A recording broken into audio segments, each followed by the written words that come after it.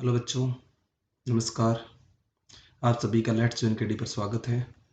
और आज की क्लास में हम बात करने वाले हैं क्लास 11th का बहुत ही इंपॉर्टेंट टॉपिक चैप्टर नंबर 4 से वेक्टर। आज की क्लास में हम डिस्कस करेंगे scalar vector, type of vector और एंगल बिटवीन टू वेक्टर। इन चीज़ों के बारे में हम डिस्कस करने वाले हैं। वीडियो अच्छी लगे तो लाइक कर देना। शुरू करते हैं आगे। तो सबसे पहले हम बात करेंगे कि वेक्टर वर्ड आया कहाँ से। तो देखिए, बात ऐसी है कि जो फिजिक्स है, हमारी बात करें फिजिक्स में, तो फिजिक्स के अंदर फिजिकल जितनी भी क्वांटिटी हैं उनको हमने डिवाइड कर रखा है भाई। उनको हमने क्या कर रखा है? डिवाइड कर रखा है। तो जितनी भी आपकी फिजिकल क्वांटिटी है, there are number of physical quantity, क्या बोलेंगे यहाँ पे? There are there are there are number of physical quantity. There are number of physical quantity, बहुत सारी क्वांटिटी है, ठीक है भाई। तो उनको हमने दो कैटेगरी में डिवाइड करा गया है। These physical quantity are divided into these physical quantity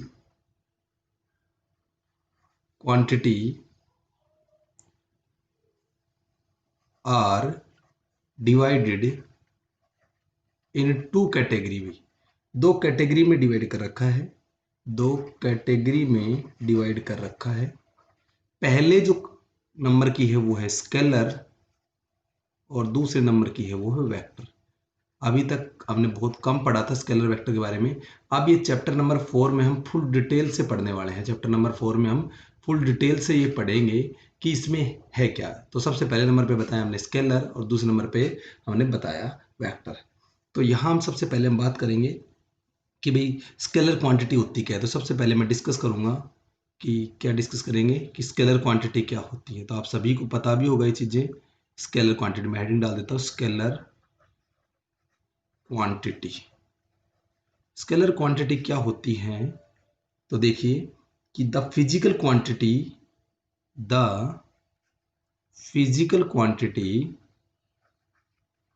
quantity which have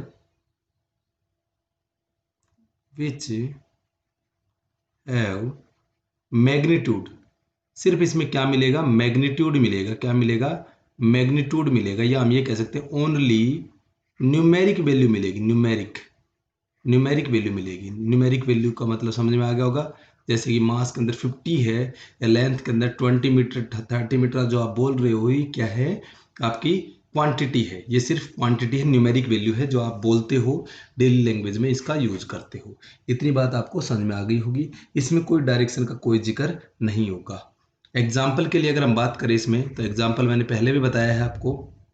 length, आप लेंथ का जिक्र कर सकते हो, मास का जिक्र कर सकते हो। उसके बाद में अगर हम बात करें वॉल्यूम का जिक्र कर सकते हैं, डेंसिटी का जिक्र कर सकते हैं हम लोग, स्पीड का जिक्र कर सकते हो, इलेक्ट्रिक करंट का जिक्र कर सकते हो, इलेक्ट्रिक करंट। एक बात और बता देता हूँ मैं, इलेक्ट्रिक करंट एक्चुअली में टेंसर क्वांटिटी है, लेकिन हम इसको स्केलर में ही कंसिडर करते हैं।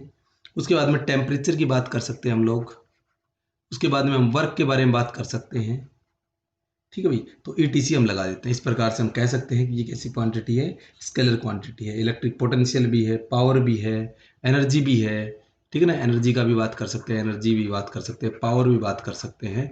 मैंने आपको फॉर्मूला भी बताया था कि जब स्केलर को डिवाइड करेंगे स्केलर से या वेक्टर को डिवाइड करेंगे वेक्टर से, तो हमेशा रिजल्ट आएगा वो आएगा स्केलर में आएगा। या स्केलर को मल्टीप्लाई करोगे स्केलर से या वेक्टर को मल्टीप्लाई करोगे वेक्टर से, तो रिजल्ट में क्या आएगा भाई? स्केलर ही आएगा। ये बताया था। तो आप इस तरह से याद रख सकते हो कि सेम क्वांटिटी को, चाहे वो वेक्टर हो चाहे स्केलर हो, सेम क्वांटिटी को मल्टीप्लाई या डिवाइड करने से, सेम क्वांटिटी को मल्टीप्लाई या डिवाइड करने से, सेम क्वांटिटी को मल्टीप्लाई या डिवाइड करने से जो क्वांटिटी मिलेगी वो कैसी मिलेगी? स्केलर मिलेगी। तो ये याद रखनी है, सेम क्वांटिटी चाहिए वो कैसी भी क्वांटिटी हो, उसको अगर आप मल्टीप्लाई और डिवाइड करोगे तो कैसे मिलेगी? स्केलर मिलेगी। तो ये आपको इतनी बात तो समझ में आ गई होगी कि स्केलर क्वांटिटी क्या होता है, जिसमें क्या होता है? ओनली न्यूमेरिक वैल्यू आती है, डायरेक्शन नहीं आती है। एग्जाम्पल आप देख सकते हो, length, mass, volume, density and speed, electric current, temperature, work, energy, power, इस प्रकार से आप कह सकते हो। उसके बाद में हम डिस्कस करने वाले हैं वेक्टर क्वांटिटी के बारे में। तो वेक्टर क्वांटिटी के बारे में आप स्क्रीनशॉट लेते रहिए ताकि आपको कोई समस्या ना आए। वीडियो अच्छी लग रही हो तो लाइक कर देना, बिल्कुल धीरे धीरे प्यार से आपको पढ़ाएंगे। उसके बाद में दूसरे नंबर पे हमने डिवाइड करा था, वो लिख देता हूँ यहाँ पे मैं, वेक्टर क्वांटिटी। क्या बोल रहे थे? वेक्टर क्वांटिटी भी क्या बोल रहे थे? Vector quantity. तो जिसमें दोनों चीज होती हैं, the physical quantity which have, क्या लिखेंगे?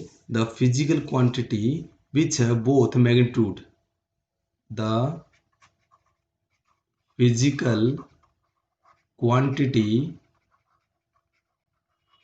which have both magnitude. क्या बताया? मैग्नीट्यूड भी होगा, मैग्नीट्यूड मतलब न्यूमेरिक वैल्यू, मैग्नीट्यूड भी होगा, and direction, both magnitude and direction भी, जिसमें दोनों चीजें होती हैं वो कहलाती है आपकी कौन सी? वेक्टर क्वांटिटी कहलाती है। कौन सी क्वांटिटी कहलाती है? वेक्टर क्वांटिटी कहलाती है।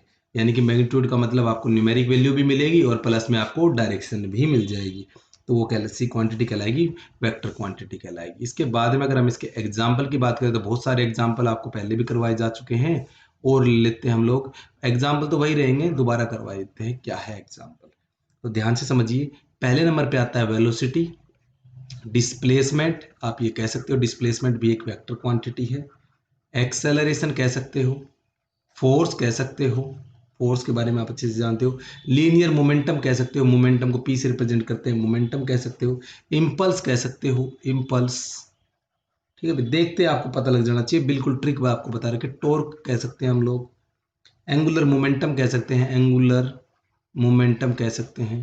तो इस प्रकार से ये आपकी इलेक्ट्रिक फील्ड कह सकते हैं, इलेक्ट्रिक फील्ड।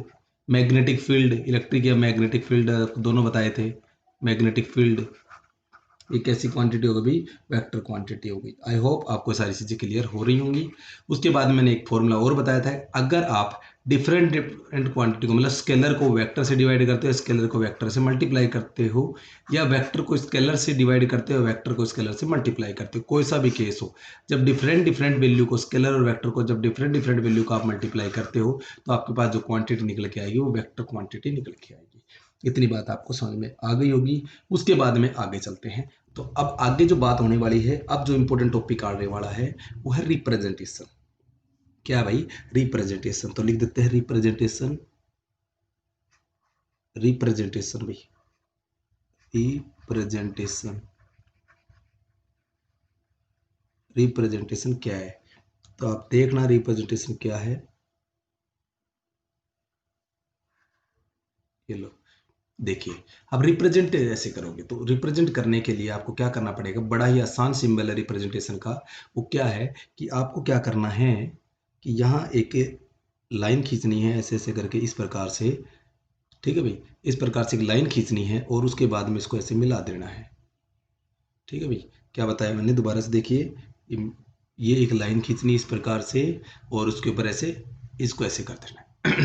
ये जो सिंबल आपको दिख रहा है, ये किसका सिंबल है? वेक्टर का सिंबल है। देखिए यहां से ये जो आपको ए पॉइंट दे दिया मैंने, और ये क्या दे दिया आपको? बी पॉइंट दे दिया। ए से बी के बीच की जो ये जो लेंथ दिख रही है, इसको हम बोलेंगे मैग्नीट्यूड, या बोलेंगे न्यूमेरिक वैल्यू। क्या बोलेंगे? Numeric, numeric value. क्या बोलेंगे इसमें? न्यूमेरिक वैल्यू बोलेंगे। या हम कह सकते हैं साइज है, या ये कह सकते हैं हम इसका, ये क्या है? मैग्नीट्यूड को शो करेगा। क्या शो करेगा भाई? मैग्नीट्यूड को शो करेगा। इतनी बात समझ में आ गई होगी।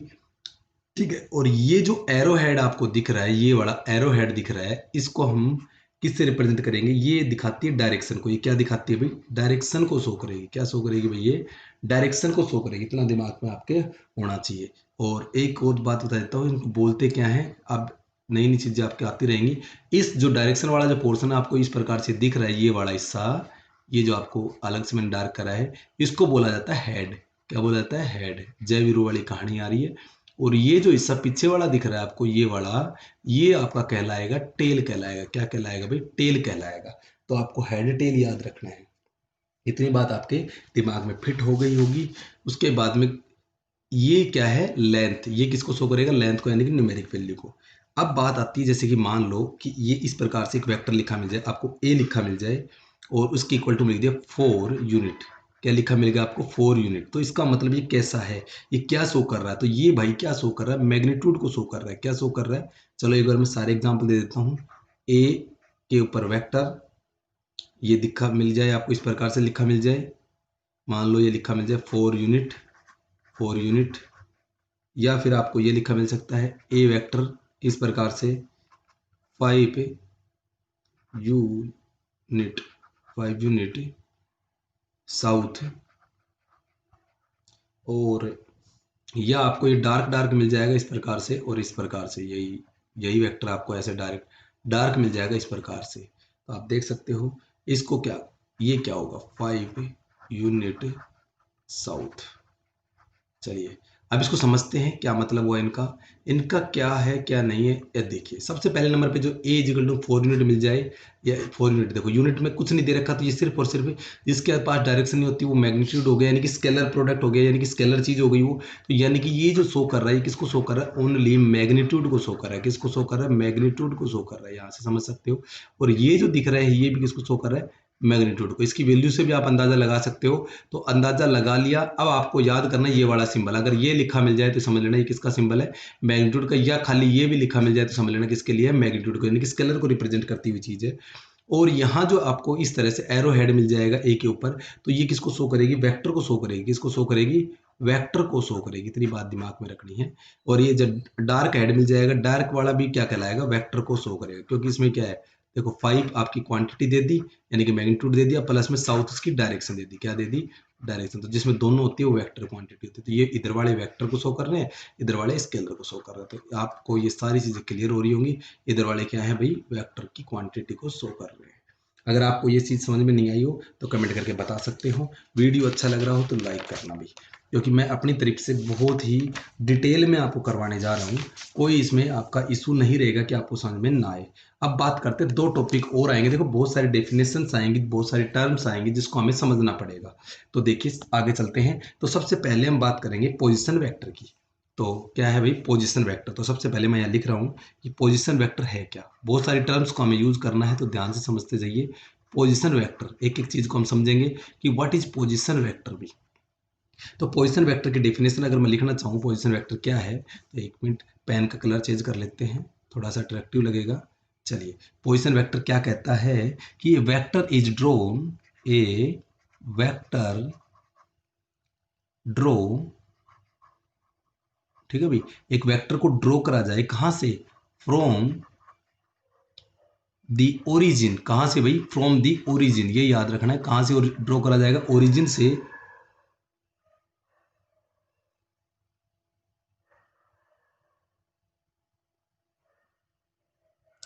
Vector is drawn from the origin, अब कहां से ड्रॉ करा जाएगा, ओरिजिन से, ओरिजिन टू दी, याद रखना है टू दी, ठीक है भाई, to the position of particle, to the position of a particle at at any instant is called position vector भाई। डेफिनेशन समझ में नहीं आई, कोई बात नहीं, हम एग्जांपल से समझेंगे, बिल्कुल समझ में आ जाएगी। ये तो आपको लिखनी है कि भाई पोजीशन वेक्टर क्या है, कि एक वेक्टर को ड्रॉ किया जाएगा कहां से, ओरिजिन से, किसके, पोजीशन ऑफ द पार्टिकल। देखिए आप समझिए ध्यान से कि कंसिडर करा हमने, क्या कंसिडर करा, ध्यान से समझिए क्या कंसिडर करा, पेन चेंज कर लेता हूं, क्या कंसिडर करा, कंसिडर करा कि एक पार्टिकल है एट पॉइंट पी, एक पार्टिकल है एट पॉइंट पी, एक पॉइंट पी पे एक पार्टिकल है, कुछ इस प्रकार से हम दिखा रहे हैं इसको, ये इस प्रकार से हम दिखा रहे हैं, ठीक है भाई।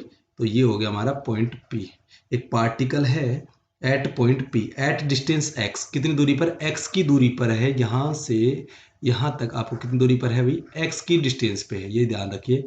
एक पार्टिकल क्या है, पी है, जो एक्स दूरी पर है, फ्रॉम दी ओरिजिन, ये क्या है, ओरिजिन है, ये वाला जो हिस्सा है ये क्या है, ओरिजिन है, ये बात याद रखनी है। अलोंग एक्स एक्सिस, किस एक्सिस के अलोंग, तो ये जो आपको लाइन दिख रही है ये किस एक्सिस की दिख रही है, अलोंग एक्स एक्सिस भाई, किस एक्सिस के अलोंग दिख रही है, एक्स एक्सिस, ठीक है भाई। इतनी बात आपको समझ में आ गई। तो हम यहाँ कह सकते हैं कि जो ओ से लेकर पी तक का वेक्टर बन रहा है वो किसके बराबर हो गया, एक्स वेक्टर के बराबर हो गया। इतनी बात समझ में आ गई। या अगर हम इसको एक्स वाई प्लेन में दिखाना चाहें, एक्स वाई प्लेन में दिखाना चाहें तो कुछ इस प्रकार से, ये जो प्लेन कहलाएगा ये एक्स कहलाएगा, और ये प्लेन कहलाएगा वो वाई कहलाएगा। इतनी बात आपको समझ में आ गई होगी। फिर ओरिजिन ये है, यहाँ से आपको ड्रॉ करना है, ओरिजिन क्या करना है, यहाँ से ओरिजिन से निकलेगा, क्योंकि बोला था यहाँ पे देखो वेक्टर को ड्रॉ किया जाएगा किससे, ओरिजिन से करा जाएगा to the position of the particle. Position of the particle मान लेते हैं पोजीशन पी की वो यहाँ कहीं है, पोजीशन पी की कहाँ है, यहाँ कहीं है।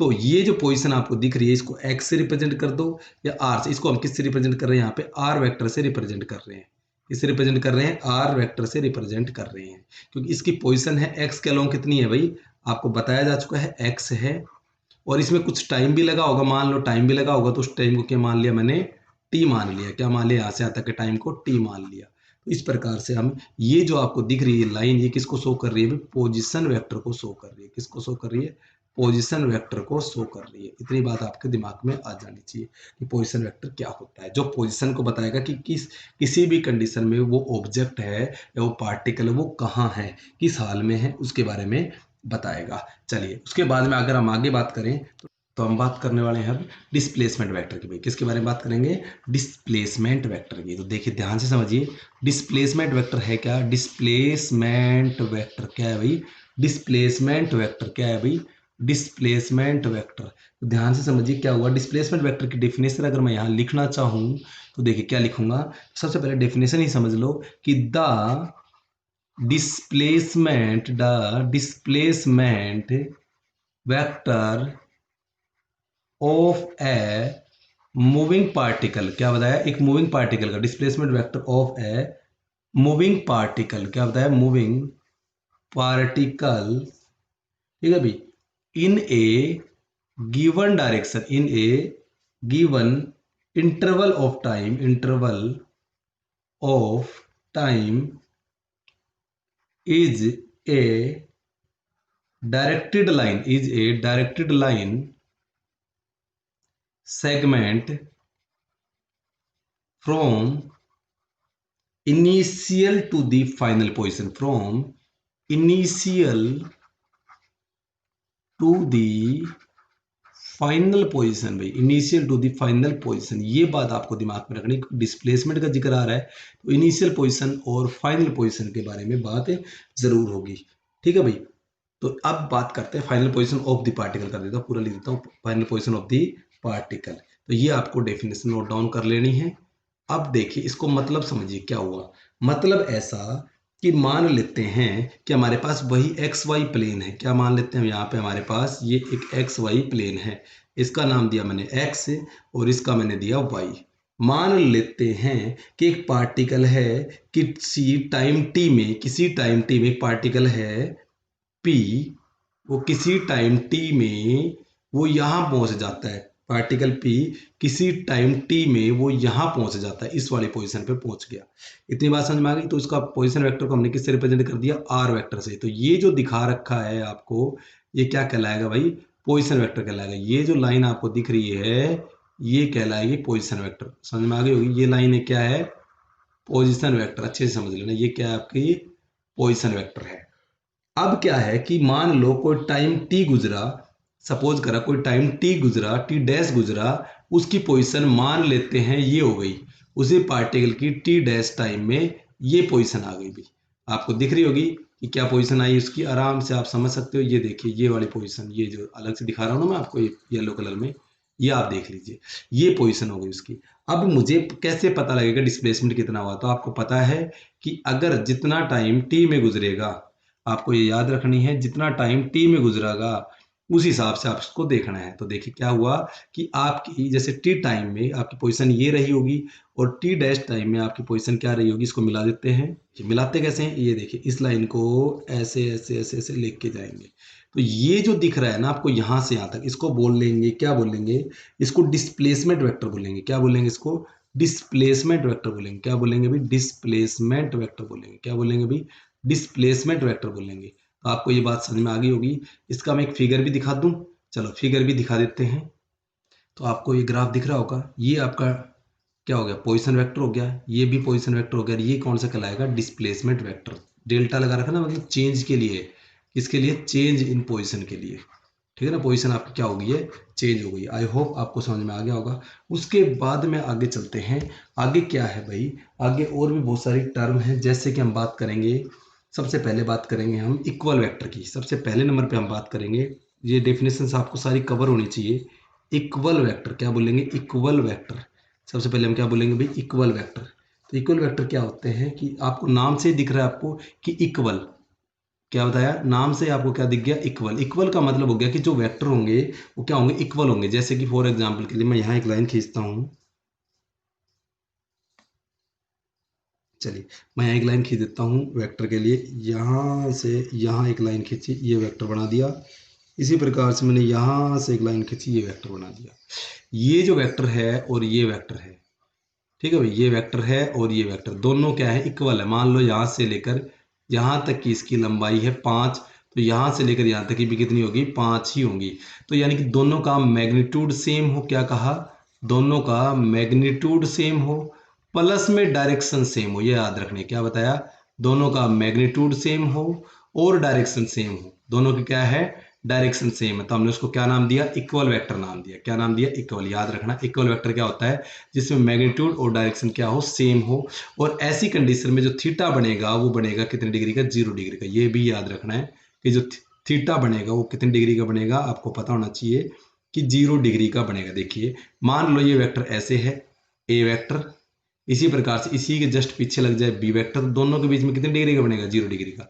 कभी भी ये वेक्टर ऐसे जा रहा है, मान लो 5 यूनिट का है ये, और एक वेक्टर ऐसे गया तो डायरेक्शन अलग हो गई, मैग्नीट्यूड सेम है, लेकिन ये क्या नहीं है? इक्वल वेक्टर नहीं है। तो ये याद रखनी है कि इक्वल वेक्टर हमेशा एक ही डायरेक्शन में होंगे, मैग्नीट्यूड एक होगा। हाँ ये जरूर हो सकता है आगे पीछे, जैसे मान लो एक ये बना दिया और एक ये बना दिया, मान लो दोनों सेम सेम है, ये ए वेक्टर है 5 यूनिट का और ये बी वेक्टर है, आगे पीछे हो सकते हैं, पैरेलल हो सकते हैं, तो यानी कि दोनों के बीच में एंगल कितने डिग्री का बनना चाहिए? 0 डिग्री का। तो वो कहलाएगा इक्वल वेक्टर। चलिए आगे बात करते हैं हम इक्वल वेक्टर के बाद में। अगला दूसरे नंबर पे क्या बात करते हैं? इक्वल वेक्टर के बाद में सेकंड नंबर पे हम बात करते हैं, एक मिनट में पेन चेंज कर लेता हूँ। दूसरे नंबर पे हम बात कर रहे हैं नेगेटिव वेक्टर की भी। किसके बारे में बात कर रहे हैं? नेगेटिव वेक्टर की। ध्यान से समझिए क्या बताया? नेगेटिव वेक्टर भी। क्या बताया? Negative vector. नेगेटिव वेक्टर क्या बताया भाई? Negative vector. ध्यान से समझ में, वीडियो समझ में नहीं आया तो एक बार कमेंट करके जरूर बताना भाई आप लोग, क्या आपको समझ में आ रहा है नहीं आ रहा। जैसा भी आपको रिव्यू लगे वो एक बार बताना, क्योंकि मैं अपने तरीके से पूरा एक्सप्लेन करके आपको बताने की कोशिश कर रहा हूँ, सारे कंसेप्ट बता रहा हूँ। नेगेटिव वेक्टर क्या होता है? देखिए दो वेक्टर है हमारे पास, एक मान लिया हमने ये वेक्टर है, एक मैंने मान लिया ये वेक्टर है। थोड़ा बड़ा हो गया, इसको थोड़ा सा छोटा कर लो या इसको थोड़ा सा बढ़ा लो। चलो इसको थोड़ा सा बढ़ा लेते हैं एक बॉक्स। यानी कि जितना ये वेक्टर है उतना ही ये वेक्टर है, मैग्नीट्यूड सेम है। समझ में आ गया होगा? दोनों का मैग्नीट्यूड क्या है? सेम है। मैग्नीट्यूड क्या है? सेम है, लेकिन डायरेक्शन भी सेम आ रही है यहाँ। तो देखिए इस डायरेक्शन में, तो ऐसी कंडीशन में तो ये हो जाएगा इक्वल। तो नेगेटिव वेक्टर कैसे हुआ? नेगेटिव कैसे हुआ? तो नेगेटिव के लिए मैं आपको तरीका बता देता हूँ क्या करना पड़ेगा। नेगेटिव के लिए इसको यहाँ से इरेज करिए और आपको मैं बता देता हूँ नेगेटिव वेक्टर क्या होगा। इसको ध्यान समझिए, ऐसे एक लाइन खींचनी है, ये लो एक लाइन खींच दी, चलो, और इसकी डायरेक्शन ऐसे हो जाएगी। मतलब मैग्नीट्यूड सेम होना चाहिए। ये लो सीधी लाइन खींचूं, चलो इसको सीधी लाइन कर देता हूँ मैं एक बार इरेज करके। ये लो इसको मिटा देता हूँ, इसको मिटा देता हूँ।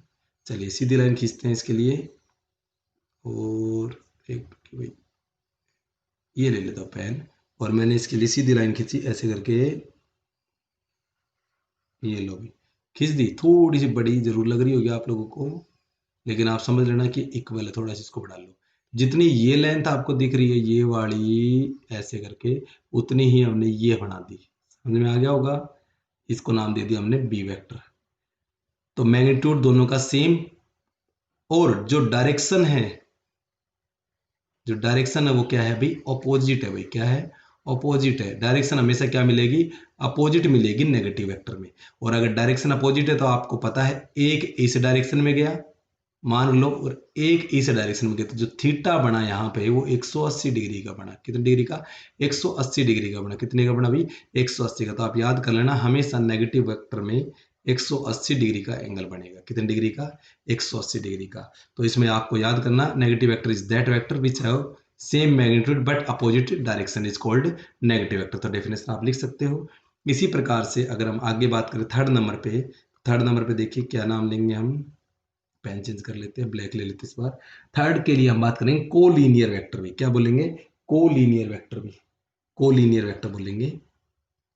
कोलिनियर क्या बोलेंगे भाई, थर्ड नंबर पे हम बात कर रहे हैं कोलिनियर भी, कोलिनियर वेक्टर क्या बोल रहे हैं, कोलिनियर वेक्टर। तो ध्यान से समझिए क्या है कोलिनियर वेक्टर, जिसमें मैग्नीट्यूड इक्वल हो,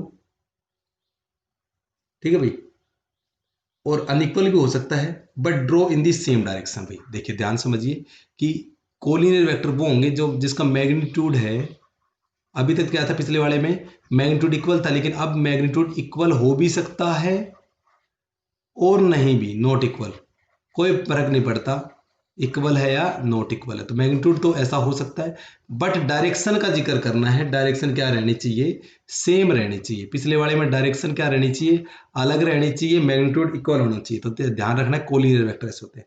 जैसे कि मैं यहाँ पे बनाना चाहूँ, एक वेक्टर इतना बड़ा बना दिया, एक वेक्टर इतना सा बनाया, तो आप कहेंगे ये ए वेक्टर, ये बी वेक्टर। देखो दोनों की डायरेक्शन सेम है, डायरेक्शन क्या है, सेम है, बट मैग्नीट्यूड है, अगर ये 10 है तो ये मुश्किल से 5 ही मिलेगा। क्या मिलेगा, 5 यूनिट मिलेगा। कितनी मिलेगी, 5 यूनिट मिलेगी। तो हम कह सकते हैं कि क्या है, कोलिनियर वेक्टर, यानी कि वेक्टर हैविंग इक्वल और unequal magnitude but draw in same direction.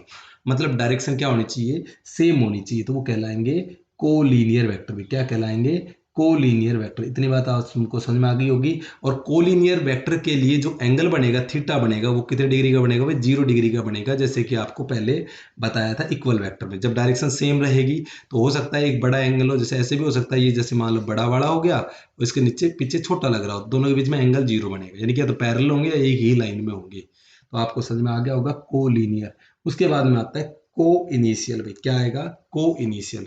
चलिए फोर्थ नंबर पे बात कर लेते हैं, यहीं पे कर देते हैं, फोर्थ नंबर पे हम बात कर लेते हैं को इनिशियल। नाम से पता लग रहा है इनिशियल पॉइंट सेम होगा, इनिशियल, को इनिशियल वेक्टर क्या बोलोगे, को इनिशियल वेक्टर। तो ध्यान देना है, को इनिशियल वेक्टर क्या है भाई, क्या बताया, को इनिशियल वेक्टर। भाई को इनिशियल वेक्टर तो क्या होता है, को इनिशियल, जिसका इनिशियल पॉइंट सेम हो, विच है कॉमन इनिशियल पॉइंट। लिखोगे द वेक्टर, क्या लिखोगे, वेक्टर्स, क्या लिखोगे, vectors having, having common, common initial point, ठीक है ना, जिसका कॉमन इनिशियल पॉइंट है वो कहलाएगा भाई, आर कॉल्ड, आर कॉल्ड को इनिशियल पॉइंट। तो याद रखना जिसका इनिशियल पॉइंट सेम रहेगा वो कहलाएगा को इनिशियल। क्लियर होगी बात। तो आपको याद रखना है को इनिशियल पॉइंट, जैसे मान लो ये एक पॉइंट है यहाँ पे, और यहाँ से एक वेक्टर आपने निकाला, नाम दिया ए वेक्टर, एक नीचे की तरफ निकाल दिया मान लो बी वेक्टर, हो सकता है एक वेक्टर और निकाल दिया आपने सी वेक्टर, इसी प्रकार से एक वेक्टर और निकाल दिया डी वेक्टर। ऐसे कितने भी वेक्टर कहाँ से निकल रहे हैं, एक इस इनिशियल पोजीशन पे निकल रहे हैं, ये है इनिशियल पॉइंट। क्या है, इनिशियल। तो इस इनिशियल से जो निकल रहे हैं वो क्या कहलाएंगे, को इनिशियल कहलाएंगे। इतनी बात आपको समझ में आ गया होगा, तो बिल्कुल आपको क्लियर होनी चाहिए। उसके बाद में हम बात करते हैं, अगले नंबर पे हम बात करेंगे, वो रहेगी आपके, वो रहेगी आपकी यूनिट वेक्टर की। भी किसकी बात करेंगे, यूनिट वेक्टर की। चलिए भाई, तो फिफ्थ नंबर पे हम बात करने वाले हैं, यहाँ कहाँ गए पेन, ये लीजिए भाई। फिफ्थ नंबर पे हम बात करेंगे भाई किसके बारे में, यूनिट वेक्टर की। तो यूनिट वेक्टर बहुत ही इंपॉर्टेंट टॉपिक भी है, इसको याद भी करना। क्या, यूनिट वेक्टर, ध्यान से समझिए कि ये वेक्टर हुज मैग्नीट्यूड 1 हो, जिसका मैग्नीट्यूड क्या हो, 1 हो। क्या बताया, जिसका मैग्नीट्यूड क्या हो, 1 हो। भाई नाम से दिख रहा है भाई मैग्नीट्यूड क्या होना चाहिए, 1 होगा। तो हम उसको क्या बोलेंगे भाई, यूनिट वेक्टर बोलेंगे। यूनिट वेक्टर समझ में आ गया। और यूनिट वेक्टर सिर्फ और सिर्फ किसको रिप्रेजेंट करने के लिए दिखाता है, डायरेक्शन को रिप्रेजेंट करने के लिए बताता है। तो यूनिट वेक्टर को किस लिए यूज करते हैं, तो आपको समझ में आ गया होगा, डायरेक्शन का पता लगाने के लिए यूनिट वेक्टर दिया जाता है। किसी का भी डायरेक्शन बतानी हो तो किसको बोलेंगे, यूनिट वेक्टर। तो आपको समझ में आ गया होगा कि यूनिट वेक्टर क्या होता है। आगे उसके बाद में अगर हम बात करें इसकी डेफिनेशन, अगर सही से लिखना चाहूँ तो मैं लिख देता हूँ, ए वेक्टर, ए वेक्टर। इतनी बात तो आपको समझ में आ गई होगी कि जिसका मैग्नीट्यूड 1 होता है उसको हम क्या बोलते हैं, यूनिट वेक्टर। अगर लैंग्वेज में पूरी तरह से लिखना चाहते हैं, वेक्टर, आगे क्या लिखोगे, of unit magnitude, of unit magnitude, of unit magnitude, of unit magnitude and whose direction, and whose direction is same as that of the given vector, is same as that of given vector भाई। Clear हुई बात? Is called unit vector. इतनी बात आपके दिमाग में होनी चाहिए। आप इसको रिप्रेजेंट कैसे करेंगे वो समझिए। सपोज करिए, कंसिडर करना है, सबसे पहले कंसिडर करेंगे कि एक ए वेक्टर है। क्या है? एक वेक्टर है, ए वेक्टर। और वेक्टर को रिप्रेजेंट करने का जो फॉर्मूला होता है वो क्या होता है? मैग्नीट्यूड। क्या होता है भाई? मैग्नीट्यूड इनटू में डायरेक्शन वेक्टर। यही तो चीज होती है, वेक्टर को रिप्रेजेंट करने का फॉर्मूला तो मैग्नीट्यूड इनटू में डायरेक्शन। ये फॉर्मूला आपको याद होगा। वेक्टर को रिप्रेजेंट करने के लिए दो चीजें चाहिए होती है, मैग्नीट्यूड भी और डायरेक्शन भी। क्या चाहिए? मैग्नीट्यूड भी और डायरेक्शन भी। आई होप आपको सारी चीजें क्लियर हो रही होंगी। उसके बाद में क्या करना है, जैसे कि मान लो आपको ए वेक्टर को दिखाना है, तो ये ले लिया मैंने ए वेक्टर। अब इसका मैग्नीट्यूड को रिप्रेजेंट करने के लिए मैंने आपको सिंबल बताया था, इस प्रकार से एरो लगा के ऐसे छोड़ सकते हो या खाली ए बी लिख सकते हो, आपकी मर्जी है। और डायरेक्शन को रिप्रेजेंट करने के लिए आपको बताया था, एरो हेड था ना, तो उसके ऊपर वो कैप जैसी शेप बन रही है। यही है यूनिट वेक्टर के लिए, ये डायरेक्शन को रिप्रेजेंट कर रहा है। ठीक है भाई, तो ये डायरेक्शन को रिप्रेजेंट कर रहा है एक कैप। और अगर आपको यूनिट वेक्टर निकालना है, यानी कि ये होगी यूनिट डायरेक्शन। जो कैप, इसको क्या बोलते हैं याद रखना, इसको क्या बोलते हैं? कैप बोलते हैं। क्या बोलते हैं भाई? कैप बोलते हैं। अगर इसकी वैल्यू निकालनी है, ए कैप इज इक्वल टू में ए वेक्टर अपॉन में इसका मैग्नीट्यूड, ये याद रखना है। ये फॉर्मूला बन गया है ए कैप के लिए, यानी कि यूनिट वेक्टर के लिए आपका फॉर्मूला बन गया है। क्या बन गया भाई? A vector, sorry A cap is equal to A vector upon में ए मैग्नीट्यूड। यानी कि वेक्टर, और ये हो गया मॉडुलस के लिए यूज हो रहे हैं, मैग्नीट्यूड के लिए। इतनी बात आपको समझ में आ गई होगी किसी भी चीज का। अगर मान लो आपकी डायरेक्शन दिखानी है आपको एक्स डायरेक्शन में, तो आप क्या यूज करोगे यूनिट वेक्टर के लिए? आई कैप। अगर आपको डायरेक्शन दिखानी है वाई में, तो आप क्या यूज करोगे? जे कैप। और अगर आपको दिखानी है जेड डायरेक्शन में, देखो एक्स कोऑर्डिनेट होता है एक्स वाई और जेड। अगर आपको जेड में दिखानी है तो आप क्या यूज करोगे? के कैप। ये यूनिट वेक्टर को दिखाने के लिए। किसको भाई? यूनिट वेक्टर को। तो याद करना, एक्स में दिखाने के लिए आप किसका यूज करोगे? आई कैप का। वाई में दिखाने के लिए जे कैप का यूनिट वेक्टर के लिए, और जेड के लिए के कैप का यूज करोगे। इतनी बात आपको समझ में आ गई होगी। उसके बाद में आगे चलते हैं, फिफ्थ हो गया। सिक्स्थ नंबर पे बात करेंगे हम। सिक्स्थ नंबर पे अगर हम बात करते हैं, छोटी छोटी बातें हैं, आपको नोट डाउन कर लेनी है। उसके बाद में अगर हम बात करें सिक्स्थ नंबर पे, तो कौन सी बात करें? इक्वल हो चुका है, अनइक्वल, पैरेलल, ये सारी चीजें हो चुकी हैं। उसके बाद में बात करेंगे को प्लेनर की भाई। किसके बारे में बात करेंगे? को प्लेनर की बात करेंगे भाई। किसकी बात करेंगे? को प्लेनर। यानी कि जो एक ही प्लेन पे हो। कैसे? एक प्लेन में हो, कोई भी एक प्लेन में। एक प्लेन में जो होगा वो क्या कहलाएगा? को प्लेनर। जो इतने भी डायरेक्शन है वो एक प्लेन में हो तो कहलाएंगे को प्लेनर भी। तो टू वेक्टर ऑलवेज को प्लेनर। जब भी दो वेक्टर की बारे में बात आएगी तो हमेशा किस में मिलेगा भाई? दो वेक्टर हमेशा किस में मिलेगा? कोप्लेनर होंगे। हमेशा कोई भी दो वेक्टर किस में मिलेंगे? कोप्लेनर होंगे। क्योंकि देखो, मान लो ये एक्स एक्सिस बनाया, ये वाई एक्सिस बना दे। मान लो ये एक्स है और ये आपका वाई है, तो देखो इसका प्लेन देखोगे आप, इसका जो प्लेन देखोगे वो कहाँ है? नीचे। ये प्लेन ही तो है ये वाला। तो ये हमेशा एक प्लेन में है, ये भी और ये भी। हाँ, जेड एक्सिस लोगे तो ये हो भी सकता है, नहीं भी हो सकता। जेड एक्सिस देखो हाइट में मिलेगी। जेड एक्सिस में क्या होती है? हाइट भी। तो हो सकता है ये एक प्लेन में हो भी और नहीं भी। तो थ्री थ्री वेक्टर का तो कंफर्म नहीं है। थ्री वेक्टर या फोर वेक्टर अगर एक साथ जुड़े हुए हैं तो उनका तो कंफर्म नहीं है। लेकिन टू वेक्टर जहां पे भी होगा वो कैसा रहेगा? कोप्लेनर होगा। को मतलब कॉमन प्लेन, यानी कि जिसका कॉमन प्लेन हो, एक ही प्लेन में। तो आपको ये बात समझ में आ गई होगी। उसके बाद में अगर हम बात करें तो कॉन्कुरेंट के बारे में बात करते हैं। सेवंथ नंबर पे हम बात करेंगे कॉन्कुरेंट। देखिए भाई, क्या बताया? कॉन्कुरेंट। आगे हम बात कर रहे थे, इससे पहले हमने क्या करवाया था भाई? उसके बाद में अगला चल रहा है कॉन्कुरेंट। तो देखिए भाई, कॉन्कुरेंट में क्या करेंगे? Concurrent acting at the same point. Acting at the, इसका मतलब है acting at the same point भी, जो सेम पॉइंट पे काम करे। इस पे सेम पॉइंट पे, मान लो एक बॉडी है, इस यहाँ एक बॉडी, इस पे फोर्स लगा इस डायरेक्शन में F1। इसी प्रकार से इसी बॉडी पे फोर्स लगा इस डायरेक्शन में F2। इसी बॉडी पे इस डायरेक्शन फोर्स लगा F3। इसी प्रकार से इसी डायरेक्शन में लगा तो F4। तो एक ही बॉडी पे जब फोर्स लगता है तो उसको हम क्या बोलते हैं? कॉन्कुरेंट फोर्स बोलते हैं, कॉन्कुरेंट बोलते हैं। क्या बोलते हैं? कॉन्कुरेंट बोलते हैं। इसी प्रकार से नेक्स्ट आता है जीरो वेक्टर। क्या भाई? Zero vector. ये भी है, जीरो भी एक वेक्टर क्वांटिटी में आ गई है। यानी कि जिसका मैग्नीट्यूड क्या हो? जीरो हो। ध्यान से समझना, जिसका मैग्नीट्यूड क्या हो? जीरो हो। मैग्नीट्यूड क्या हो? जीरो। वो कहलाएगा जीरो वेक्टर। और जीरो वेक्टर को रिप्रेजेंट ऐसे करेगा, जीरो के ऊपर भी वेक्टर आता है। और इसकी जो डायरेक्शन होती है जीरो वेक्टर की, डायरेक्शन आर्बिट्रेरी होती है, आर्बिट्रेरी होती है। आर्बिट्रेरी का मतलब होता है it can take any direction, यानी कि हम कह सकते हैं it can take any direction, भी एनी डायरेक्शन, कोई भी आप डायरेक्शन अप्लाई कर सकते हो। वीडियो अच्छी लग रही हो तो लाइक कर देना, चैनल को सब्सक्राइब जरूर कर लेना ताकि आपको ऐसी प्रकार की वीडियो आपको मिलती रहे। ठीक है भाई, चलिए उसके बाद में थोड़ी सी लंबी वीडियो जरूर हो सकती है, लेकिन अच्छे से देखना, आपको कोई दिक्कत नहीं है। चलिए भाई, इतनी बात होगी, अब बात करते हैं अलग टॉपिक। ये डेफिनेशन सारी हमने कवर कर ली है। अब अगला जो टॉपिक आएगा वो आएगा पैरेलल शिफ्ट ऑफ वेक्टर। क्या लिखोगे भाई? Parallel, parallel shift of vector. Parallel shift of vector का क्या मतलब हुआ? पैरेलल शिफ्ट ऑफ वेक्टर का क्या मतलब हुआ? तो पैरेलल शिफ्ट का मतलब है, मान लो आपके पास एक वेक्टर ऐसे है, तो आप इसका पैरेलल शिफ्ट करवा सकते हो। जैसे कैसे कराओगे पैरेलल शिफ्ट? तो देखिए, इसी को यहाँ से इस डायरेक्शन में ले आए, मान लो ऐसे करके ले आए, इसको यहाँ से ऐसे करके ले आए, पैरेलली एक लाइन खींची और हमने ये एक वेक्टर बना दिया। इसी को हमने क्या कर दिया? पैरेलली शिफ्ट कर दिया। कर सकते हैं नहीं कर सकते? बिल्कुल कर सकते हैं। मान लो एक वेक्टर है ऐसी डायरेक्शन में, तो हम इसको पैरेलली शिफ्ट करके यहाँ ले जाएं, यहाँ ले जाए, तो ये इसी डायरेक्शन में इस प्रकार से हो जाएगा।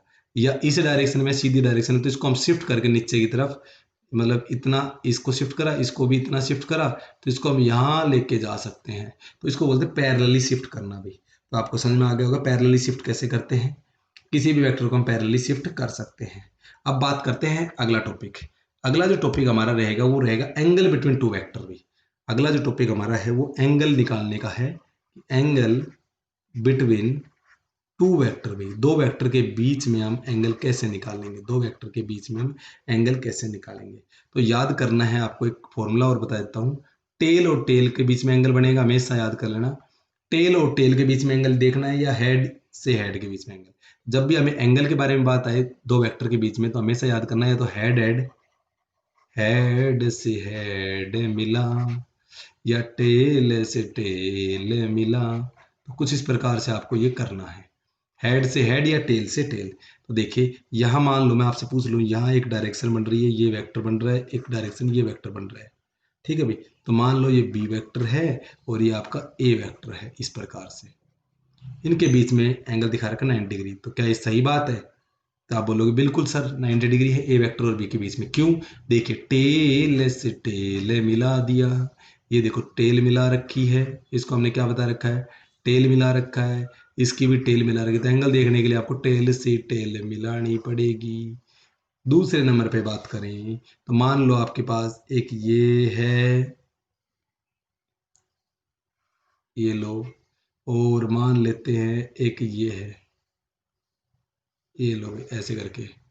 तो मान लेते हैं इनके बीच में आपका एंगल दे रखा था 120 डिग्री। क्या ये सही है? मान लेते हैं ये ए वेक्टर है, ये बी वेक्टर है, तो क्या ये एंगल सही है? ए वेक्टर और बी के बीच में तो हमने रूल बताया था हेड से हेड। देखिए ये हेड, और हमने किसको मिला रखा? टेल से। या तो टेल से टेल मिलाओ या हेड से हेड मिलाओ। तो आपको यहाँ देखोगे हेड से टेल, तो ये तो नहीं मिल रहा। तो आपको करना पड़ेगा पैरेलल शिफ्ट लगाना पड़ेगा, इसको उठा के, इस वाले लाइन को उठा के, इस वाले को उठा के पैरेलली शिफ्ट करवा देना है। क्या बताया? पैरेलली शिफ्ट करवा देना है। किधर करवा देना है? ऊपर की तरफ करवा। तो किधर भी करवा सकते हो। ये लो भी करवा दिया, क्लियर हो गई। ये हो गया ए वेक्टर, ये 120 डिग्री था, तो ये कितने बनेगा? ए वेक्टर और बी वेक्टर के बीच में 60 डिग्री बनेगा भी, ध्यान रखना। तो यानी कितने डिग्री का एंगल बना? 60 डिग्री का। क्योंकि ये ए वेक्टर और बी वेक्टर के बीच में एंगल दे रखा था ना, ये एक्चुअली में एंगल नहीं बनेगा, क्योंकि एंगल देखने के लिए हमें हेड से हेड को मिलाना पड़ेगा या टेल को टेल से मिलाना पड़ेगा। तो ये तो हेड से टेल मिल रही थी, तो पॉसिबल नहीं। तो हमने इसको क्या करा? पैरेलली शिफ्ट करवाया, और फिर देखा ए वेक्टर और बी वेक्टर के बीच में एंगल 60 डिग्री का बन रहा है, क्योंकि आपको पता है एक लाइन पे 180 डिग्री का कोण होता है। आगे बात करते हैं। मान लो थर्ड नंबर पे एक और दिखा रखा है। ये देखिए ऐसे एक फिगर बना रखा है, हेड ऐसे, और इनके बीच में एंगल दिखा रखा है कितने डिग्री का? 60 डिग्री का। तो बिल्कुल ये एंगल भी राइट रहेगा, क्योंकि ये मान लेते हैं ए वेक्टर है और ये कौन सा है अभी? बी वेक्टर है। तो देखो हेड मिल रखा है, हेड से हेड मिल रखा है, तो हेड से हेड मिलेगा तो ये एंगल माना जाएगा, जो गिवन है वही रेडी है। और बात करें फोर्थ नंबर पे, चलो एक और एग्जांपल ले लेते हैं। फोर्थ नंबर पे कलर चेंज कर लेते हैं to be look more attractive. मान लो एक एंगल आपको इस प्रकार से दिख रहा है, इसको नाम दिया हमने ए वेक्टर। इसी प्रकार से एक एंगल और दिख रहा है, हमने उसको नाम दिया बी वेक्टर, और इनके बीच में जो एंगल बन रहा है वो बना 150 डिग्री का। तो क्या ये सही है? तो बिल्कुल सही नहीं है, क्योंकि देखिए ये हेड है और ये टेल है, तो ये नहीं हो सकता, इसलिए मैंने इसको पैरेलली शिफ्ट करवाया, और ये कितने डिग्री का दिख गया? 30 डिग्री का। तो एंगल कितने डिग्री का दिखेगा? ए वेक्टर और बी वेक्टर के बीच में 30 डिग्री का एंगल दिखाई देगा, क्योंकि देखो ये बी को हमने शिफ्ट करके यहाँ ले आए, ऊपर ले आए। आई होप आपको सारी चीज़ें क्लियर हो रही होंगी। अब चलते हैं, हाँ एक चीज़ और बता दूं, हमेशा याद करना कि जो एंगल रहेगा, जो आपका थीटा रहेगा, वो 180 से कम या इक्वल रहेगा, और 0 डिग्री से इक्वल या ग्रेटर रहेगा। तो थीटा हमेशा 0 और 180 के बीच में लेना। क्यों? देखिए इसका भी कारण है। देखिए ये ए वेक्टर और ये बी वेक्टर, अगर मैं इधर का नापूं तो ये बड़ा एंगल बन रहा है ना, समझ रहे हो? ये बड़ा एंगल बन रहा है, तो बड़े वाला नहीं, क्योंकि 180 से ऊपर गया, क्योंकि भाई ए वेक्टर इस साइड में आप घूमोगे इस साइड से, तो ये भी 100 जो भी है, ये भी तो एंगल बन रहा है, ए वेक्टर और बी वेक्टर के बीच में तो है ये भी तो एंगल। तो हमें हिस्सा लेना है छोटा, तो ये आपको याद रखनी है, मैंने स्टार मार्क बना दिया है। थीटा हमेशा लेना है 180 डिग्री से नीचे और 0 से ऊपर, बीच में लेंगे। ठीक है भाई, और एग्जाम्पल समझ सकते हैं इसका। अगर इसका मैं बढ़िया एग्जाम्पल लूँ ना, तो देखिए ये एक एग्जाम्पल इससे और अच्छा क्लियर हो जाएगा। चलिए अभी मैं दोबारा फॉर्मूला लिख देता हूँ। क्या लिखना है? कि जो आपका थीटा रहेगा, जो एंगल रहेगा, वो less than equal to 180 degree रहेगा, और greater than equal to 0 degree रहेगा। ये बात याद रखनी, ये फॉर्मूला आपको दिमाग रखना है हमेशा एंगल फाइंड आउट करने के लिए। देखो मान लेते हैं यहाँ एक वेक्टर दे रखा है ए वेक्टर, और यहाँ दे रखा है एक और बी वेक्टर, इनके बीच में दे रखा है 60 डिग्री। तो बिल्कुल सही बात है, क्योंकि मैंने बताया था आपको, या तो हेड से हेड मिला, या फिर टेल से टेल मिला। तो भाई टेल से टेल मिल गई, यहाँ पे ये देखो टेल टेल से मिल रही है, तो बिल्कुल सही है 60 डिग्री। लेकिन अगर मैं पेन चेंज कर दूं, अगर मैं पीछे की बात करूं, यहां से ऐसे घूमे तो कितने डिग्री का एंगल बना? 120 डिग्री का। भाई टोटल 360 का होता है, सॉरी 300 डिग्री का एंगल बनेगा। कितने डिग्री का एंगल बना भाई? 300 डिग्री का बना। कितनी का बना? 300 डिग्री का बना। तो मैंने आपको बताया जो 180 छोटा कौन सा? 60 वाला, तो ये राइट है, क्योंकि देखो ए वेक्टर और बी वेक्टर के बीच में एंगल 300 डिग्री का भी बन रहा है, लेकिन उसको सही नहीं माना जाएगा। सही वो माना जाएगा जो एंगल 180 से छोटा रहे। तो आपको ये डाउट क्लियर हो गया होगा। कोई समस्या है कमेंट करके बताइए। हमेशा याद कर लो कौन सा एंगल लेना है, स्मॉलर एंगल लेना है। याद कर लो कौन सा एंगल लोगे, हमेशा स्मॉलर एंगल लेना है। Always be taken as smaller angle. I hope आपको समझ में आ गया होगा। उसके बाद में हम बात करते हैं एडिशन और सब्ट्रैक्शन के बारे में बात करते हैं। बहुत ही मजेदार टॉपिक है। चलिए आगे चलते हैं। अब हमारा जो टॉपिक है वो क्या बताया हमने? Addition, addition and subtraction. क्या बताया? एडिशन एंड सब्ट्रैक्शन बताया। ठीक है भाई, एडिशन और सब्ट्रैक्शन के लिए, जैसे कि मान लो यहाँ एक डायरेक्शन दे दी गई इस प्रकार से, और एक डायरेक्शन दे दी गई इस प्रकार से। ये लो, ये वेक्टर है और एक ऊपर की तरफ एक वेक्टर है, दिख रहा होगा। एंगल जो बना उसके बीच में जो भी मतलब कुछ भी एंगल क्रिएट हुआ, और ये चल रहा है 3 मीटर ईस्ट। ऐसे चल रहा है 3 मीटर ईस्ट, और ये चल रहा है 4 मीटर नॉर्थ। क्या चल रहा है? 4 मीटर नॉर्थ, ऊपर की तरफ जा रहा है। अब मैं पूछूंगा कि इसका ये दूरी कितने दूरी पर है, मतलब इसका डिस्प्लेसमेंट कितना हुआ। मैं क्या पूछ रहा हूँ? इसका डिस्प्लेसमेंट कितना है, डिस्प्लेसमेंट पूछ रहा हूं कितना है भाई।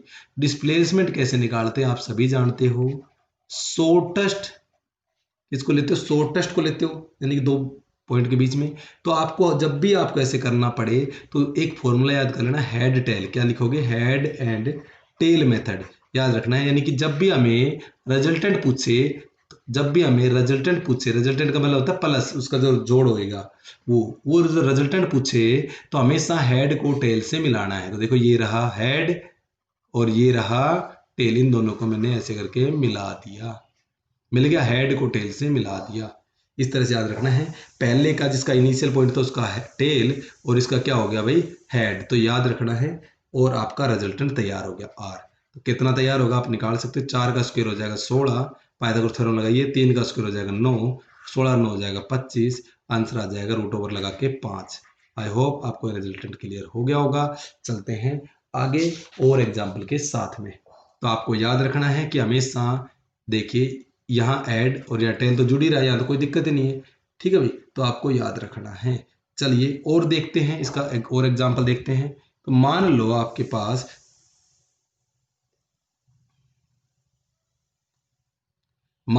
पास अ, इस प्रकार से ये लाइन दिख रही है, दिख गई। उसके बाद में क्या करा आपने, इस डायरेक्शन में आए, इस डायरेक्शन में आए, फिर आप इस डायरेक्शन में गए, इस डायरेक्शन में गए, फिर आप फाइनली यहाँ डायरेक्शन में आ गए।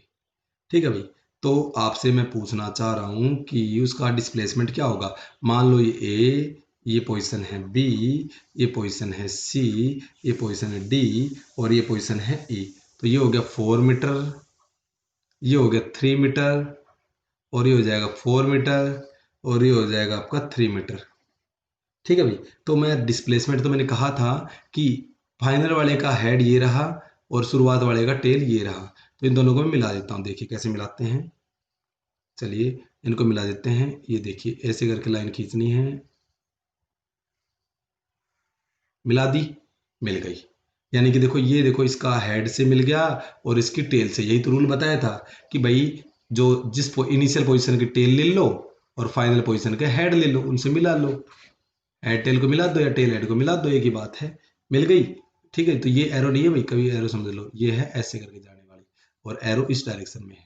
तो आप कैसे निकालोगे, देखो चार, ये पाइथागोरस थ्योरम लग रही है, यहाँ पे 4 का स्क्वायर 16 प्लस 3 का स्क्वायर 9, 16 प्लस 9 कितना हो जाएगा 25। तो यानी कि इसका सोल्व करोगे तो कितना आ जाएगा, ये वाली यहाँ से लेकर यहाँ तक की जो पोजीशन आएगी 5 और ये भी 4 और ये भी 3, तो इसी प्रकार से आ जाएगी 5। तो टोटल ए से लेकर ई तक की जो पोजीशन वेक्टर आ गया, मतलब जो डिस्प्लेसमेंट आ गया या पोजीशन आ गई, वो कितनी आ गई भाई, 10 आ गई। कितनी आ गई, 10 आई होगी, 10 आ गई मतलब। ठीक है भाई, आई होप आपको ये चीज भी क्लियर हो गई होगी। चलते हैं आगे। अब एक और प्रॉपर्टी बता रहा हूँ, कम्यूटेटिव प्रॉपर्टी। क्या जो वेक्टर है वो कम्यूटेटिव प्रॉपर्टी है? क्या बताया मैंने, कम्यूटेटिव। क्या बताया, कम्यूटेटिव प्रॉपर्टी है कि नहीं है? तो देख, कम्यूटेटिव प्रॉपर्टी क्या होगी, A vector plus B vector is not is equal to B vector plus A vector. तो ये होती है कम्यूटेटिव प्रॉपर्टी, है या नहीं है, चेक करते हैं। मान लेते हैं ये ए वेक्टर है और ये हो गया बी वेक्टर। कितना है भाई, बी वेक्टर।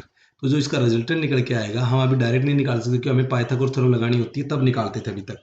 तो ये मेथड भी सिखा दूंगा जिसमें 90 डिग्री ना बने, वो अगली क्लास में आएगा। आज का ये लास्ट टॉपिक है, ध्यान समझिए। ये ए वेक्टर है और ये बी वेक्टर। तो ये रिजल्टेंट निकल के आया और रिजल्टेंट वेक्टर आपको सभी को जानते हैं, कितना हो जाएगा, ए वेक्टर प्लस बी वेक्टर हो जाएगा। पहले इसको जोड़ेंगे और फिर इसको जोड़ेंगे, सीधी सी बात है। पहले इसको जोड़ेंगे फिर इसको जोड़ेंगे, तभी तो रिजल्टेंट निकल के आएगा। चलिए, बहुत अच्छा। अब देखिए आगे, पेन चेंज कर देता हूं ताकि अच्छे से समझ में आ जाए। अब क्या करना है आपको, इस जो भी है इसको शिफ्ट करना है, इस वाले को, ये जो लाइन दिख रही है बी वेक्टर, इसको मैं शिफ्ट करूंगा और एक पैरेलली शिफ्ट कर रहा हूं, यानी कि पैरेलली शिफ्ट कर रहा हूं। तो देखिए पैरेलली शिफ्ट कर दिया मैंने, इस डायरेक्शन में शिफ्ट कर दिया और इस ए वेक्टर को इधर शिफ्ट कर दिया, पैरेलली यहां शिफ्ट कर दिया। समझ में आ गया? यहां से उठा के इसको यहां ले गया, ए वेक्टर को, और बी वेक्टर को इधर ले आया, ये ले आया। ठीक है, तो क्या होगा, तो रिजल्टेंट निकलेगा। कैसे निकलेगा, देखिए भाई, पहले इसको लेना है बी वेक्टर, क्योंकि आपको बताया था मैंने भाई हेड टेल लेना पड़ेगा सबसे पहले। तो ये क्या है, बी वेक्टर प्लस में ए वेक्टर। देखो प्रूफ हो गया कि नहीं हो गया, ये देखो दोनों एक ही चीज थी। अगर हमने इंटरचेंज करा तो रिजल्टेंट अलग अलग आ रहा है। तो कहने का मतलब ये बात एकदम एक्यूरेट है कि जो ए वेक्टर प्लस बी वेक्टर है वो B vector plus A vector के इक्वल है, यानी कि जो प्रॉपर्टी वो कैसी है, कम्यूटेटिव है। तो आई होप आज की आपको क्लास समझ में आ गई होगी। मिलते हैं नेक्स्ट क्लास में, तब तक के लिए नमस्कार। चैनल को सब्सक्राइब नहीं करें, चैनल को सब्सक्राइब जरूर करें, लाइक नहीं करें वीडियो को लाइक जरूर कर दें। थैंक यू, मिलते हैं।